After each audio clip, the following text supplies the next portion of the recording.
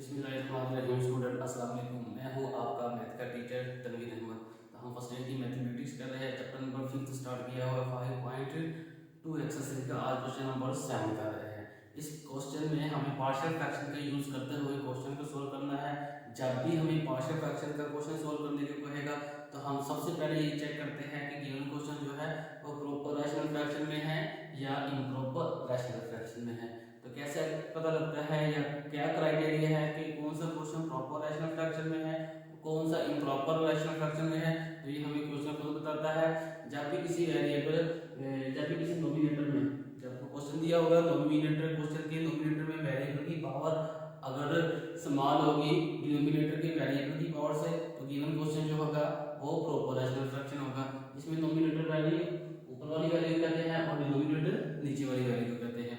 अगर किसी नोमिनेटर में वेरिएबल की बराबर हो या ग्रेटर हो, दो कंडीशन है, या तो बराबर होनी चाहिए पावर या ग्रेटर होनी चाहिए किससे डिनोमिनेटर के वेरिएबल से। तो ऐसा जो क्वेश्चन होगा वो इम्प्रॉपर रैशनल फ्रैक्शन होगा। तो जो गिवन क्वेश्चन हमारा ये प्रॉपर रैशनल फ्रैक्शन है वो कैसे, क्योंकि नोमिनेटर में वेरिएबल मौजूद ही नहीं। जब वेरिएबल मौजूद नहीं इसका मतलब ये है कि वेरिएबल की पावर 0 है और डिनोमिनेटर में x पावर 1 है, इसे स्क्वायर रूट करेंगे तो x पावर 2 को जब x की पावर 1 से मल्टीप्लाई करेंगे बेस सेम हो तो पावर ऐड होती है तो बनेगी x की पावर 3। नोमिनेटर में x की पावर 0, डिनोमिनेटर में x की पावर 3। तो गिवन क्वेश्चन जो है प्रॉपर रैशनल फ्रैक्शन में है। तो इसे हम डायरेक्ट सॉल्व करेंगे। तो क्वेश्चन सॉल्व करते हैं, लेट करते हैं इस क्वेश्चन को। लेट किया 1 ओवर x माइनस 1 होल की power 2 into x plus 1 is equal to a over, यही पहला फैक्टर जो है ना इसको लिखेंगे एकल डिनोमिनेटर x माइनस 1 पावर 2 है तो यहाँ 1 लिखेंगे। उसके बाद जब हम b कांस्टेंट लिखेंगे तो इसकी पावर फिर 2 बनाएंगे x माइनस 1 होल की पावर 2। अब पावर 3 नहीं बनाएंगे क्योंकि हमारे पास यहाँ पावर 2 तक है, इसलिए यहाँ भी हम पावर 2 तक ही लिखेंगे प्लस c लिखेंगे और c का डिनोमिनेटर नेक्स्ट फैक्टर जो है जिसे हम a प्लस 1 लिखा हुआ है ये लिखेंगे और इस इक्वेशन को इक्वेशन नंबर 1 का नाम दे दिया। हमने क्या किया कि जो हमारे पास क्वेश्चन था, क्वेश्चन के डिनोमिनेटर में दो फैक्टर थे, एक फैक्टर की पावर 2 थी और एक फैक्टर की पावर 1 था। इसको हमने फैक्टर को यूज करते हुए a b c नया कांस्टेंट इंट्रोड्यूस करवाया, इसका डिनोमिनेटर बना दिए जो गिवन फैक्टर है। तो अब हम क्या करेंगे, इन्हीं कांस्टेंट की वैल्यू फाइंड करेंगे। वैल्यू फाइंड करने के बाद इसी इक्वेशन में a b c तीन कांस्टेंट की वैल्यू पुट करेंगे तो हमारा क्वेश्चन सॉल्व होगा।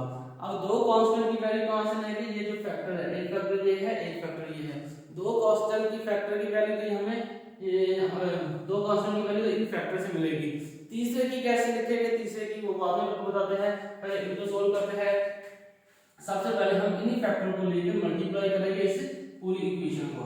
तो जो अमल हमने करना है वो यहाँ लिखना भी है, यहाँ लिखेंगे मल्टीप्लाइंग बाय किससे करना है, x minus 1 whole square into x plus 1 on both side, दोनों तरफ हम मल्टीप्लाई करेंगे किससे, जो हमारे क्वेश्चन के डिनोमिनेटर वाले फैक्टर है इससे। अगर इस फैक्टर को इसी से मल्टीप्लाई करेंगे ये दोनों सेम है, कैंसिल होगा, ऊपर वाली वैल्यू बचेगी तो ये ऊपर वाली वैल्यू मेंशन कर दी। अब उसके बाद बराबर का साइन था, बराबर का साइन लगाया। अब a का डिनोमिनेटर क्या है, x माइनस 1, यहाँ x माइनस 1 की पावर 2 है, यहाँ पावर 1 है तो एक और कैंसिल होगी तो a के साथ मल्टीप्लाई होगे x minus 1 into x plus 1। उसके बाद प्लस b है तो प्लस b लिखा। अब यहाँ देखिए, अब b का डिनोमिनेटर x माइनस 1 होल की पावर 2, ये दोनों फैक्टर सेम है, आपस में कैंसिल हो गए, ये फैक्टर बचेगा, ये फैक्टर b के साथ मल्टीप्लाई होगा तो b के साथ लिखेंगे x प्लस 1 इनटू, अब आएगा प्लस c। अब c का डिनोमिनेटर वाला फैक्टर और ये फैक्टर सेम है, ये कैंसिल, c के साथ ये फैक्टर मल्टीप्लाई होगा तो ये आएगा x माइनस 1 होल स्क्वायर। इसको इक्वेशन नंबर 2 का नाम दिया। इस स्टेप में क्या किया, जो गिवन क्वेश्चन था उसके फैक्टर को लेकर नई इक्वेशन को हमने दोनों तरफ मल्टीप्लाई किया, एक नई इक्वेशन बनी, इस नई इक्वेशन को इक्वेशन नंबर 2 का नाम दिया। अब ये जो दो फैक्टर है इन्हीं को इस्तेमाल दोबारा करेंगे, यहां से x की वैल्यू आएगी और x की वैल्यू इक्वेशन नंबर 2 में पुट करेंगे तो हमारे पास a b c इन तीनों में से किसी दो के आंसर आएंगे। क्योंकि हमारे पास दो फैक्टर मौजूद है तो हमारे पास दो कांस्टेंट के आंसर आएंगे। जब एक कांस्टेंट फैक्टर इस्तेमाल करेंगे तो एक फैक्टर के इस्तेमाल करने से एक कांस्टेंट का आंसर आएगा। तो यहां हम लिखेंगे पुटिंग पहला फैक्टर है x - 1 equal to 0 in equation number 2। Equation number 2 में हम पुट करेंगे x - 1। यहां से x का आंसर क्या आएगा? x का आंसर आएगा 1। अब 1 यहां पुट करेंगे, ये 1 जब x की जगह 1 पुट करेंगे तो 7 - 1 है, 1 - 1 0, ये फैक्टर 0।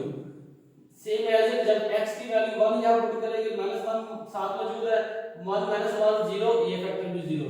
यानी कि x की जगह पर 1 पुट करने से हमारे पास a और c का आंसर 0 आते हैं और b का आंसर आएगा। तो इस साइड पर x मौजूद नहीं तो हम पुट नहीं करेंगे, 1 ही लिखेंगे। यहां पर आएगा b * 1 + 1। यहां पर x की जगह 1 पुट किया, 7 + 1 ऑलरेडी था तो ये हमने ऐसे लिखा, ये 1 = 2b और b का आंसर हमारे पास आएगा b = 1/2। ये हमारे पास b का आंसर आएगा। अब सेकंड फैक्टर के लिए ये स्टेप अगेन रिपीट करेंगे। जो रिमेनिंग दो कांस्टेंट है a और c, इन दोनों में से किसी एक कांस्टेंट का आंसर आएगा। लेकिन फैक्टर कौन सा यूज करना है यहां पर? Second factor. अगेन लिखेंगे पुटिंग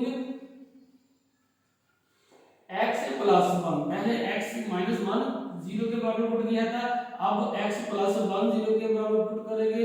और कौन सी इक्वेशन में पुट करेंगे? इक्वेशन चेंज नहीं करनी, इक्वेशन नंबर 2 ही रहने देंगे। यहां से x का आंसर क्या आएगा? x = -1। ये +1 था इक्वालिटी के दूसरी तरफ क्या? -1। अब ये देखो, ये -1 जब यहां पुट करेंगे 7 + 1 है, ये फैक्टर 0। ये -1 पुट करेंगे 7 + 1 है, ये फैक्टर भी 0। और यहां पर जब -1 पुट करेंगे 7 - 1 है, -1 - 1 -2 बनेगा। तो यहां से c का आंसर आएगा। लेफ्ट हैंड साइड पर x मौजूद नहीं तो ये 1 ही आएगा। और राइट हैंड साइड पर c के साथ वाला फैक्टर यहां वैल्यू लिखेंगे, x है जी -1 -1 7 मौजूद है तो ऐसे लिखेंगे 1 = c * -2 होल स्क्वायर। 1 = 4c। और यहां से c का आंसर क्या आएगा? 1/4। ये हमारे पास c का आंसर आ गया। अब दो कांस्टेंट के आंसर आ चुके हैं हमारे पास। थर्ड जो कांस्टेंट है उसका आंसर हमें फाइंड करना है और हमारे पास यहां पर थर्ड फैक्टर नहीं, जिसको हम लेकर ये स्टेप अगेन रिपीट करते करें तो हमारे पास थर्ड कांस्टेंट का आंसर आ जाए। अब हम क्या करेंगे ऐसी कंडीशन में? इक्वेशन नंबर 2 को सिंपलीफाई करेंगे। सिंपलीफाई करने के बाद कंपेयरिंग कोएफिशिएंट करेंगे और हमारे पास थर्ड कांस्टेंट का आंसर आएगा। यहां हम लिखेंगे रीराइटिंग, ठीक है, rewriting equation number 2। Equation number 2 को हम अगेन लिखते हैं और उसके बाद से थोड़ा सा सिंपलीफाई करेंगे 2-3 स्टेप के साथ। पहले मैं इक्वेशन नंबर लिख लेता हूं 2 1 = a * x - 1 और x + 1। x - 1 * x + 1, उसके साथ है जी b * x + 1, b * x + 1, उसके साथ c * x - 1 होल की पावर 2। तो ये आ जाएगा x - 1 होल की पावर 2। अब हमारे पास 2-3 फार्मूले होते हैं, जैसे कि ये a की पावर 2 - b की पावर 2। अगर पहली वैल्यू भी कंप्लीट स्केयर हो, सेकंड वैल्यू भी कंप्लीट स्केयर हो, दरमियान में साइन माइनस का हो। यहाँ पर 3 कंडीशन होती है, पहली वैल्यू कंप्लीट स्केयर, दूसरी वैल्यू कंप्लीट स्केयर, दरमियान में साइन माइनस का। तो हम इसे एक बार प्लस की फॉर्म में लिखते हैं और एक बार माइनस की फॉर्म में लिखते हैं। एक तो ये फार्मूला होगा। अगर तो इस फॉर्म में हमारे पास क्वेश्चन हो तो हम इस फॉर्म में कन्वर्ट कर लेते हैं, अगर इस फॉर्म में हो तो ये इस फॉर्म में कन्वर्ट कर लेते हैं। अब यहाँ पर ये देखो पहली वैल्यू x - 1 x + 1, तो हमारे पास इस फॉर्म में है क्वेश्चन में वैल्यू, तो हम वैल्यू को इस फॉर्म में कन्वर्ट करेंगे। अब यहाँ पर x - 1 का स्क्वायर, तो हमें पता है a - b होल की पावर 2 किसके बराबर होता है? a की पावर 2। दरमियान में साइन कौन सा है? माइनस का, तो -2 और दोनों को मल्टीप्लाई करो ab + b की पावर 2। तो ये हमारे पास क्या है? सेकंड फार्मूला, जो कि यहाँ यूज होगा। दो फार्मूले इस वैल्यू में, इस इक्वेशन में यूज होने थे, तो दोनों फार्मूले मैंने साइड पर लिख दिए हैं, तो इनका इस्तेमाल हम यहाँ करेंगे।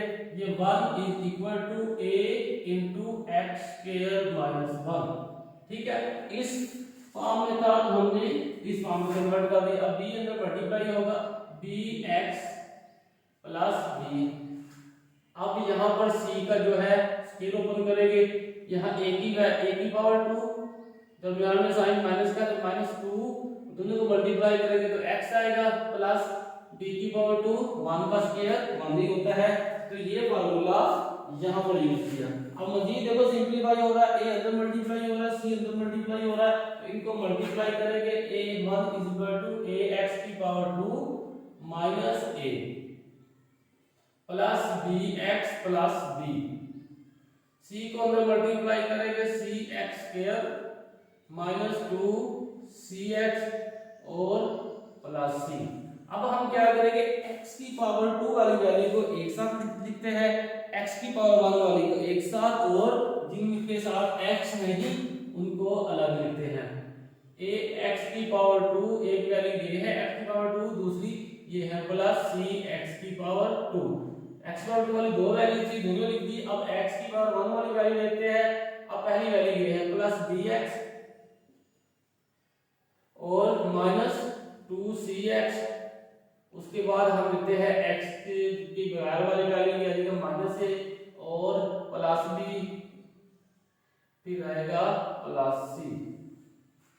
अब इन दोनों वैल्यू में से क्या चीज कॉमन आ रही है, x की पावर 2, और इन दोनों में से x की पावर 1, तो हम वैल्यू कॉमन लेंगे a plus c into x की value x power 2 plus b minus 2c, ये आ जाएगा x minus a plus b और प्लस c, ये वैल्यू आ गई।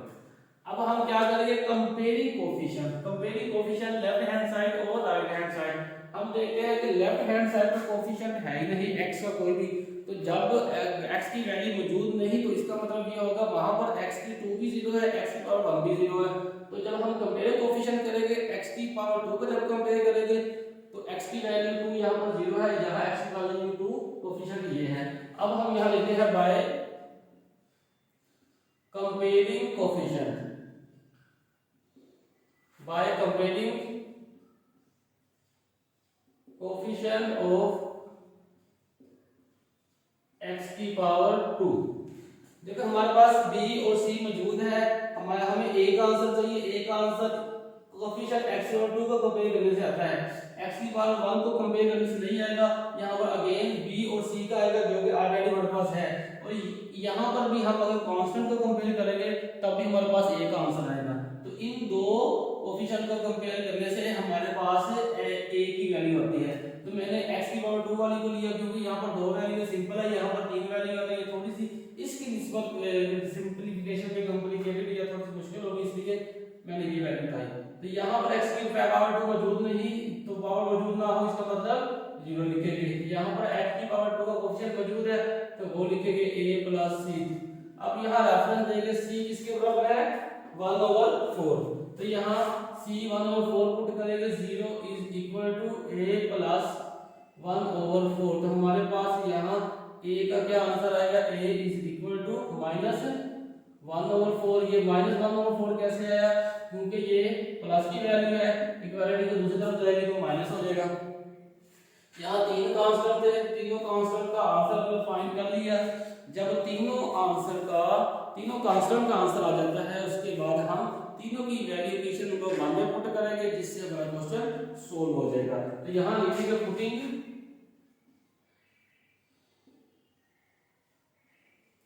Putting all values in equation number 1, putting all value in equation number 1। तो equation number 1 की left hand side ये है, तो यहाँ लिखेंगे 1/x माइनस 1 होल की पावर 2x प्लस 1। तो ये हमारी लेफ्ट हैंड साइड है। अब राइट हैंड साइड ये है a और x माइनस 1, तो a की जगह पर a की वैल्यू पुट करेंगे minus 1/4/x minus 1 plus b की, अब आगे b और x प्लस 1 होल की पावर 2, b की जगह पर b की वैल्यू पुट करेंगे, b की वैल्यू 1/2 है तो 1/2 पुट किया, x माइनस 1 होल की पावर 2 प्लस वन, तो सी की जगह पर सी की वैल्यू 1/4 पुट करेंगे, नीचे आएगा x प्लस 1, तो ये हमने वैल्यू पुट की। अब इसको मजीद सिंपलीफाई करेंगे, वो कैसे कि ये वैल्यू नीचे अगर इसके साथ मल्टीप्लाई होगी तो हमारा क्वेश्चन जो है वो सोल्व हो जाएगा। 1/x into x 4 into x minus 1, ये आएगा plus 1/2 into x minus 1 whole की power 2 plus 1/4 into x plus 1। तो ये हमारा क्वेश्चन सोल्व हो गया। आप क्वेश्चन की स्क्रीनशॉट लें ताकि आपको नोट्स बनाने में आसानी हो। तो ये हमारा क्वेश्चन था, पार्शियल फ्रैक्शन के जरिए हमने क्वेश्चन को सोल्व किया। तो सबसे पहले स्टेप में हमने क्या किया कि इन्हीं फैक्टर को लेकर इक्वेशन से मल्टीप्लाई, इन्हीं फैक्टर को लेकर a का कांस्टेंट बना दिया, b का और c का कांस्टेंट बन गया। इसी इक्वेशन नंबर 1 का नाम दिया, इन्हीं कांस्टेंट को लेकर इसी इक्वेशन को मल्टीप्लाई किया, नई इक्वेशन बनी, इसको इक्वेशन नंबर 2 का नाम दिया। इन्हीं कांस्टेंट को लेकर बारी बारी जीरो के बराबर पुट किया, x की वैल्यू आई, जो x की वैल्यू आई उसे इक्वेशन नंबर 2 में पुट करते गए। हमारे पास दो फैक्टर है, दो पर ये स्टेप रिपीट किए, तीन कांस्टेंट में से किसी दो का आंसर हमारे पास आ गया।